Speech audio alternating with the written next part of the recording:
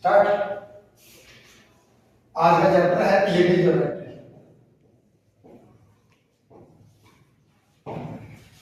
3D geometry में आपको बताया था ना, 3D ज्योमेट्री में होता है जैसे 3 एक्सिस है, x axis, y axis, z axis. इससे जस्ट पहला वाला चैप्टर हमने पढ़ा था वेक्टर अलजेब्रा। तो ये पूरा 3D ज्योमेट्री जो हम पढ़ेंगे वो वेक्टर अलजेब्रा के ऊपर ही पढ़ेंगे। तो 3D में अगर एक कोई पॉइंट दिया हुआ है ए, तो उसकी जो पोजीशन है उसको बताने के लिए हम वेक्टर की हेल्प लेंगे। अगर ये पॉइंट x1, y1 और z1 हो तो अकॉर्डिंग टू वेक्टर ये अगर इसकी पोजीशन वेक्टर ले हम, तो इसको अगर हमने नाम दे दिया है ए वेक्टर, तो इसको हम देख सकते हैं इसकी पोजीशन को x1 ik, y1 jk और z1 k। ये हो गई एक पॉइंट की पोजीशन या position vector.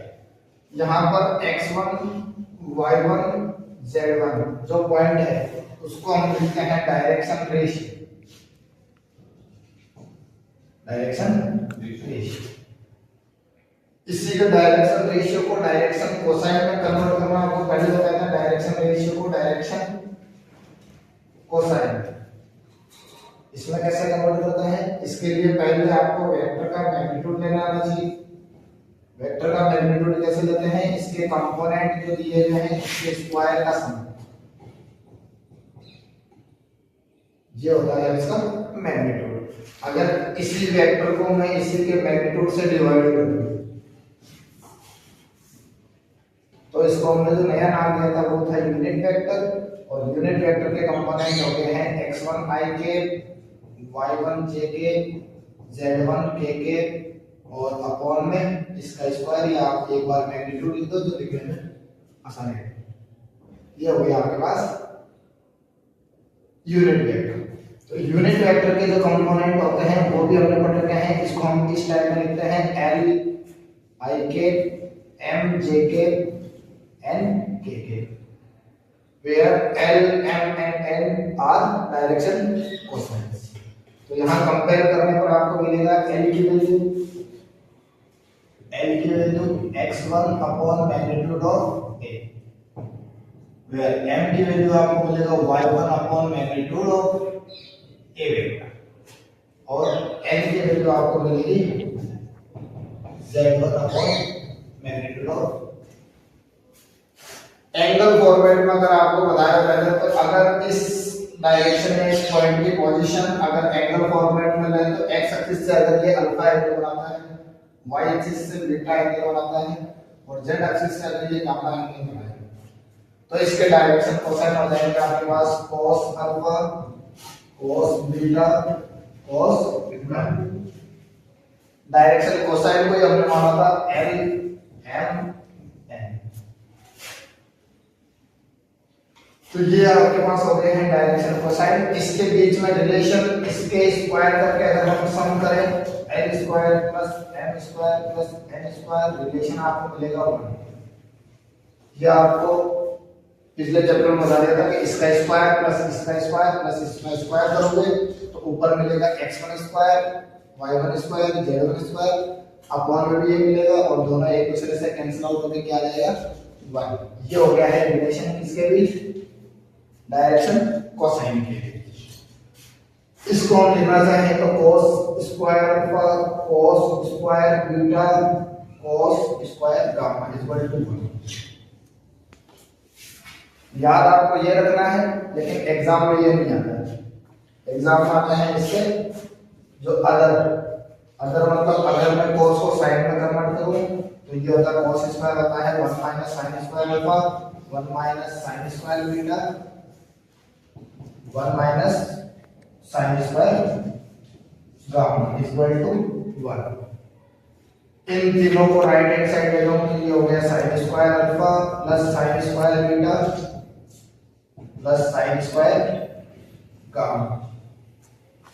1 2 3 left hand side ये हो गया है 3, ये 1 इस साइड है, इस साइड है तो ये हो गया -1। इसका मतलब इन तीनों का स्क्वायर का सम हो गया आपके पास 2।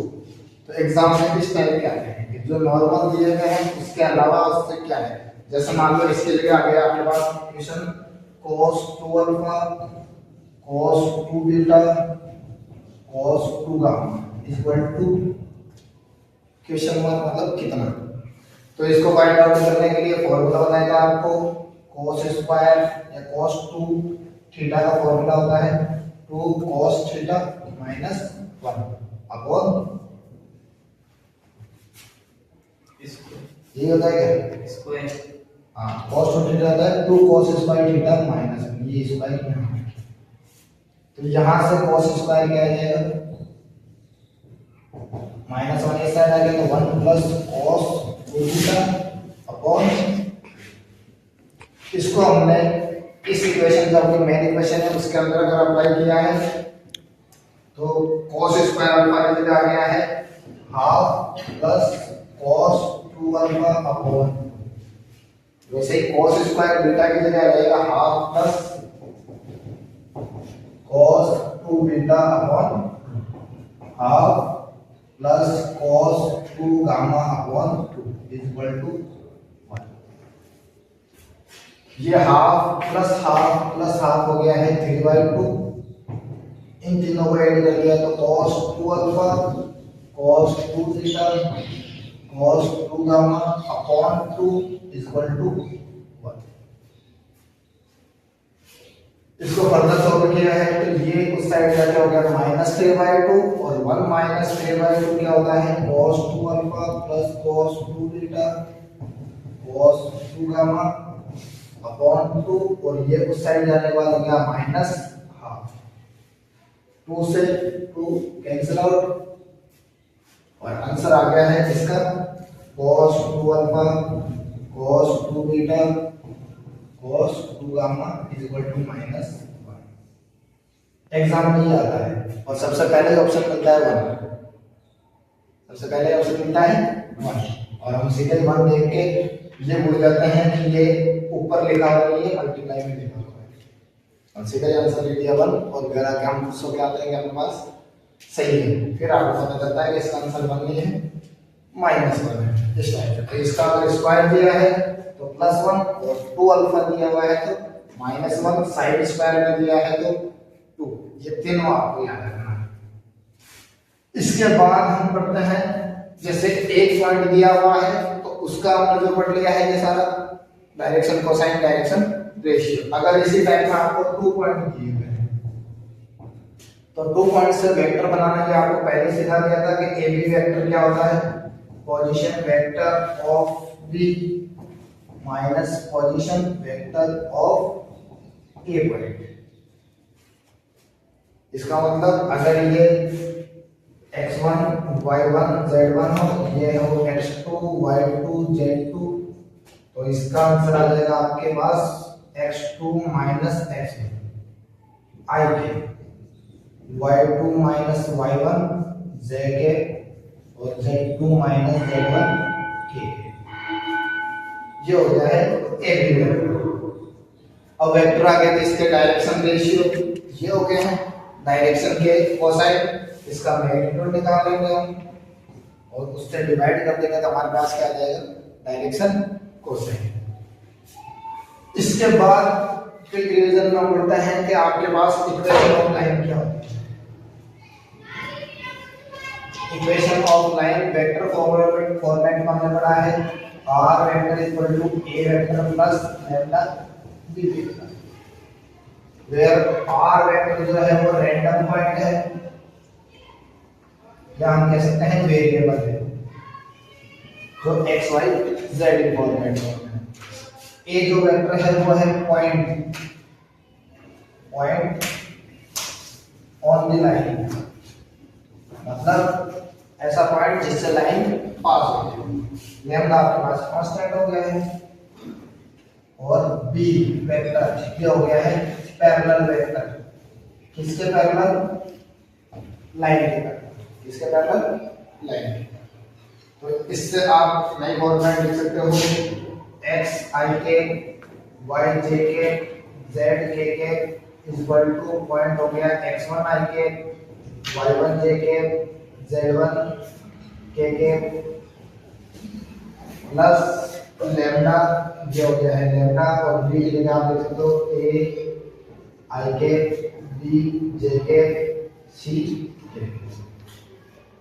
ये है वेक्टर फॉर्मेट में equation of line.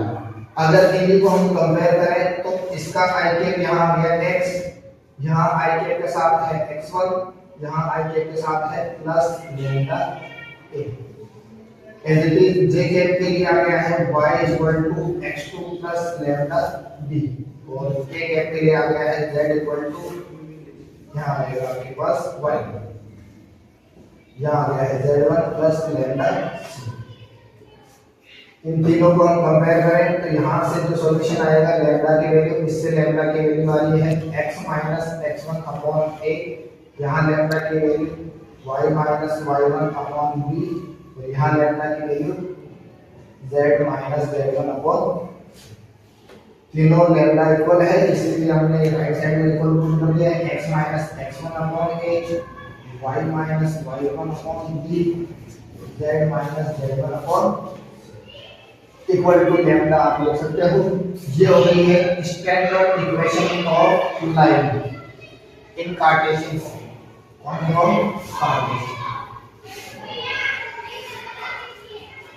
Standard equation का मतलब है x, y और z के कोएफिशिएंट होने चाहिए हमेशा 1 यूनिट प्लस का 1, माइनस हटाने के बाद जो पॉइंट बचते हैं x1 y1 z1 वो है पॉइंट कौन सा, ये जो पॉइंट आप लिखाते हैं पॉइंट ऑन द लाइन या लाइन जिससे पॉइंट पास होना है।